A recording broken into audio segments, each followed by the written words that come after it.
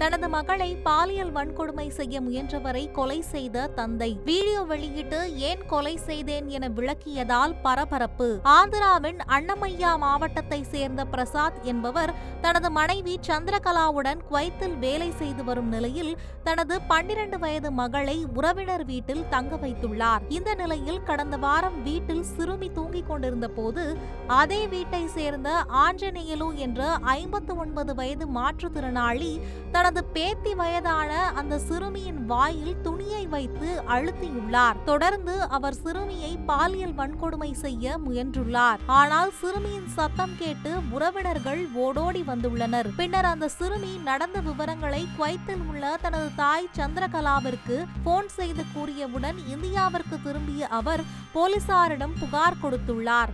ஆஞ்சநேயலுவை காவல் நிலையத்திற்கு வரவழைத்த போலீசார் எந்த நடவடிக்கையும் எடுக்காமல் அவரை கண்டித்து அனுப்பி வைத்துள்ளனர். இந்நிலையில் மீண்டும் குவைத்திற்கு திரும்பிய சந்திரகலா நடந்த விவரத்தை கணவர் பிரசாத்திடம் கூறியுள்ளார். இதனை கேட்டு அதிர்ச்சியடைந்த பிரசாத் 4 நாட்கள் விடுமுறையில் யாருக்கும் சொல்லாமல் இந்தியா வந்து இரவு சென்று தூங்கிக் கொண்டிருந்த ஆஞ்சநேயலுவை இரும்பு ராடால் அடித்து கொலை செய்துவிட்டு யாருக்கும் தெரியாமல் மீண்டும் குவைத்துக்கு சென்றுள்ளார். ஆனால் ஆஞ்சநேயலு எதற்காக கொலை செய்யப்பட்டார் என்று தெரிய வேண்டும் என்பதனால் குவைத்தில் இருந்து பிரசாத் வீடியோ பதிவு செய்து வெளியிட்டுள்ளார்.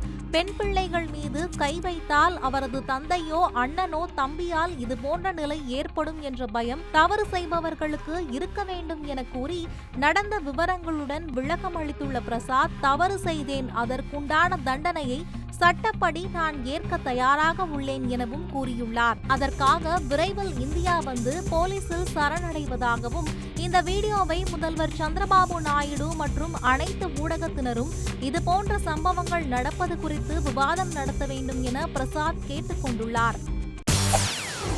செய்திகளை உடனுக்குடன் தெரிந்து கொள்ள உடனே சப்ஸ்கிரைப் பண்ணுங்க.